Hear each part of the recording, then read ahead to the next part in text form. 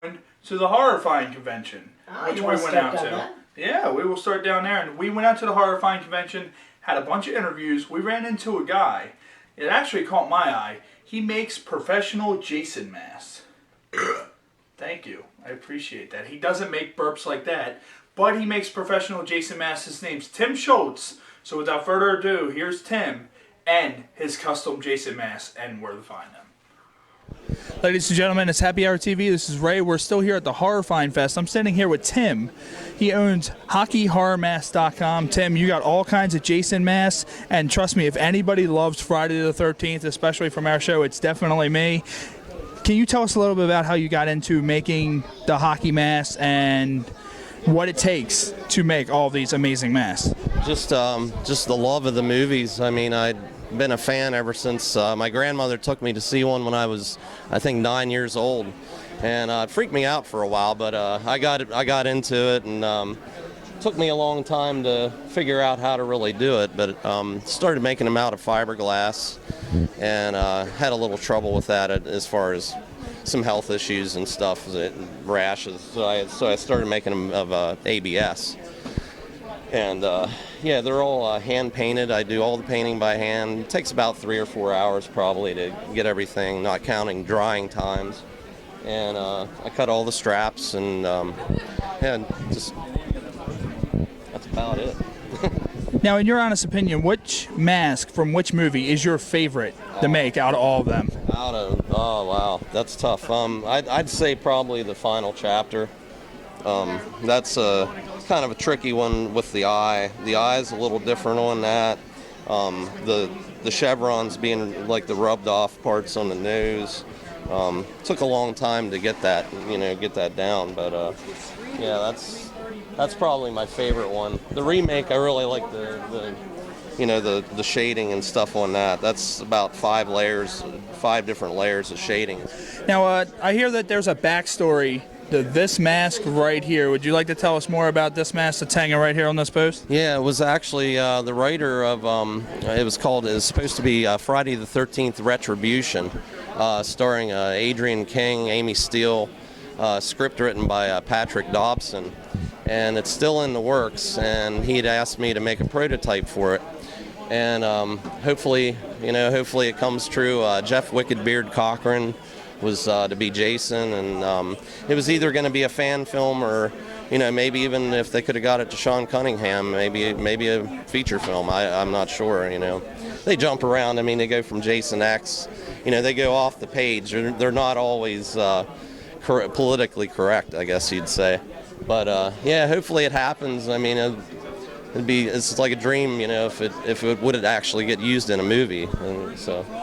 Now, for all the fans watching in Maryland and Pennsylvania, where can they find you, or where can they find the masks in case they want to order or buy any of the masks? They can find me at HockeyHorrorMask.com.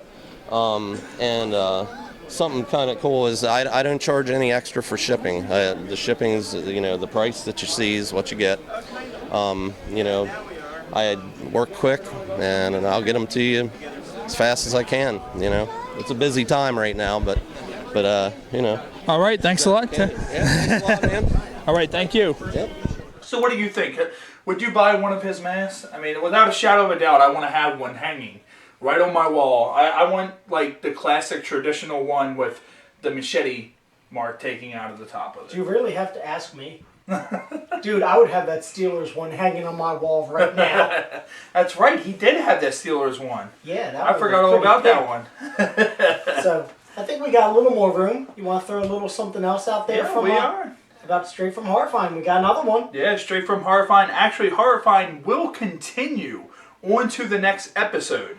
But right now from Horrifying, what we're going to bring to you is one of the guests that is on this show that we interviewed there. The very lovely Dee Wallace. She was awesome, too. Can you say what Dee Wallace has done? Dee Wallace, Critters, The Howling, Cujo, E.T., she's going to be in the new Rob Zombie film.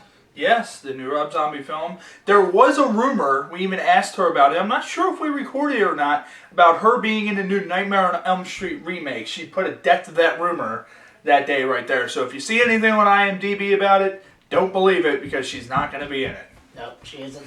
So, ladies and gentlemen, the very talented, the very lovely, as the internet would put it, the Queen of Scream, although she apparently wasn't too fond of that nickname. But, the woman who saw all your on your iPad when you were looking to show her the photo of us with her, Dee Wallace. Ladies and gentlemen, this is Dan here with Happy Hour TV, and I'm joined with the lovely Dee Wallace here at Horrifying. Dee Wallace, as many people may know, was in E.T., Critters, The Frightening, The Howling, Cujo. You have a laundry list of brilliant movies that you've done, Dee. I do. I've had a great career, and I'm coming out in Rob Zombie's new Lords of Salem. That is excellent. That's coming out next year, I believe? Later this year, the first of next year. Very, very nice. Now, I got to ask you, of all the different films that you've done, one or two, because I know it's probably going to be hard, what do you think was one of the most fun to work on? Oh, The Howling. I was engaged to Christopher. It was a party. Was it? Now, I know you've done, you did the new Lassie series, didn't you? I did. So, and then you've done Cujo, so you've had two completely different aspects on dogs. Yes, but the dogs in Cujo were beautiful and sweet and very, very well trained. Lassie was very sweet, not so well trained. They just got him 6 months before we started shooting, so. Excellent. Now, I got to ask you, when you did things like E.T. and Critters and you were dealing with the puppets and the animatronics and everything, how was it to work with things like that? Is it a little weird when there's not really something there? Well, it wasn't weird in E.T. because the guys kept them alive all the time. It was quite amazing. It was almost like working with another actor. Critters, not so much, because we would be in these intense scenes and some guy would be standing there with a hairball and rolling it in, right? And we were supposed to be scared from it. So it's a little challenging, but that's part of your job as an actor. You have to really commit. Right, and you did succeed. When I was little, Critters was one of the first horror movies I remember.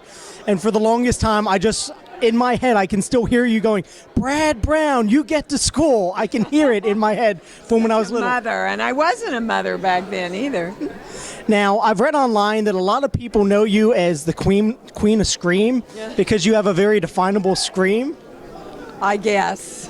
I think probably just because I've done so bloody many horror films. And I like the horror genre. I like the big arc I get to play. And now, do you actually have to exercise your voice or anything to be able to do those kinds of screams? No? It's just all instinct? Yeah. That is amazing. Well, you truly seem like a master of your craft, and I appreciate the time today, Dee. Thank you very much. Good luck to you.